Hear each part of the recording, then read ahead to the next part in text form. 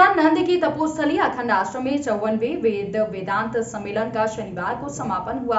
इस अवसर पर भानपुरा पीठ के शंकराचार्य ज्ञानानंद जी महाराज ने भक्तों को आशीर्वचन दिया। एयरपोर्ट रोड पर स्थित श्री अखंड धाम आश्रम पर 54वां 7 दिवसीय वेद वेदांत सम्मेलन आयोजित किया गया। इस मौके पर वेदांत, आध्यात्म, महिला शिक्षा, सुरक्षा, लव जिहाद से बचने जैसे विषयों पर सत्र आयोजित किए गए थे। बहुत ही अद्भुत आयोजन रहा। सबसे बड़ी बात इसकी विशेषता ये रही कि देश के कोने कोने से जगतगुरु शंकराचार्य संत महात्मा तो पधारे हैं, लेकिन इस मंच से पहली बार पूरे मैं समझता हूँ देश में धार्मिक मंच से जो हमने एक संदेश दिया है राष्ट्रभक्ति का, देशभक्ति का, बच्चियों को के लिए दिया, महिलाओं के लिए दिया, समाज सुधार के जो संदेश इस मंच से गए हैं धार्मिक मंच से, निश्चित रूप से वो बहुत सार्थक रहे हैं। उसको प्रिंट मीडिया, इलेक्ट्रॉनिक मीडिया ने भी हमको अच्छा इसको सराहा है। हमने जैसे यहाँ के बीएसएफ के जवानों को बुलाया, उनके प्रवचन करवाए, उनके कमांडर आए, और इसी श्रृंखला में अभी जो आप गो हत्या का और इसका कह रहे थे, तो गायों की रक्षा कैसे हो, तो गोवध मतलब गोबर से, गाय के गोबर से निर्मित सामग्रियों की भी कार्यशाला यहाँ पर हमने लगाई थी कि हम गोबर का और गौमूत्र का कैसे उपयोग कर सकते हैं, गायों के लिए हम कैसे आगे संरक्षण दे सकते हैं, उसके ऊपर भी हमने यहाँ कार्यशाला रखी थी। और यहाँ पर हमने लव जिहाद जो अभी देश में बहुत बड़ा ज्वलंत मुद्दा है, उसके ऊपर भी हमने यहाँ पर कार्यशाला रखी थी। यहाँ पे साध्वी शंकराचार्य जी और सभी महापुरुषों ने, हमारे यहाँ साध्वी तनुजा ठाकुर आई थी, उन्होंने अपने ओजस्वी वाणी से बच्चियों को शिक्षित किया कि आप लव जिहाद के चक्कर से कैसे बच सकती हैं। हमारी जो भारतीय संस्कृति है जो लुप्त होती जा रही है, उसके लिए आप लोगों का क्या फ़र्ज बनता है, आपका भविष्य कैसे उज्जवल हो और आप कैसे इस कुचक्र से बच सकें, इसके ऊपर भी उन्होंने प्रकाश डाला।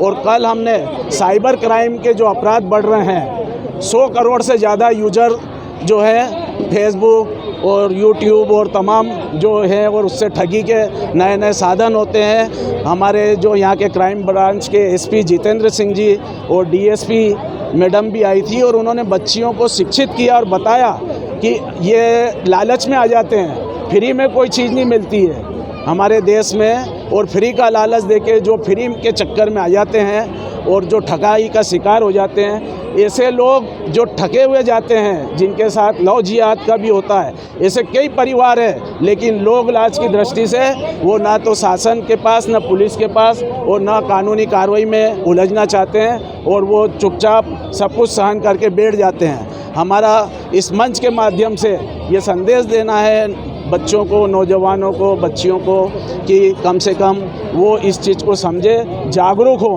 नागरिक जागरूक हो, अपने अधिकारों को समझे। महाराज अविनाश अखंड आश्रम इंदौर के उनके निर्माण तिथि पे ये 54वां वर्ष है, और भारत के अनेक राज्यों से महापुरुषों ने प्रतिवर्षानुसार अपने हृदय के अधिकार विचारों से श्रद्धालुओं का मार्गदर्शन किया।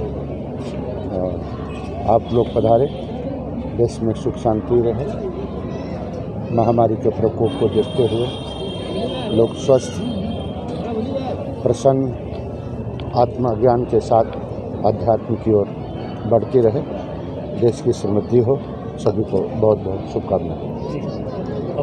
महाराज जी, लंबे अरसे से गोहत्या को लेकर समय समय पे चीज़ें उठती रही, संत समाज ने भी किया। संतों ने सदैव गोवध के लिए दुख माना है। शासन को थोड़ा सख्ती करना चाहिए, और जब तक हम सभी अपने अपने गोपालक की विचारधारा से नहीं जुड़ेंगे, तब तक ये कमी कहीं न कहीं किसी प्रकार से हमको, समाज को, देश को पीड़ित करती रहेगी। इसलिए आवश्यकता है हमें गोपालक होने की, गो संरक्षक, क्योंकि वो संरक्षण तो हम सबका करती हैं दूध के द्वारा। सबसे बड़ा हमें कृषि धन में उनका उपयोग होता आया है और उस प्राचीन परंपरा को उस पद्धति में उतरना पड़ेगा, तभी गायें हमारा संरक्षण करती हैं और हम उनके बचाने में सहायक हो सकते हैं। जितने कत्ल खाने के रजिस्ट्रेशन हैं वो तो रद्द कर देने चाहिए, चाहे वो कोई एक प्रदेश हो चाहे संपूर्ण भारत हो। सभी राज्यों में कत्ल खानों के जो रजिस्ट्रेशन हैं उनको निरस्त कर दिया जाए, संभवतः तब कुछ हमारी बढ़ती हो सकती है।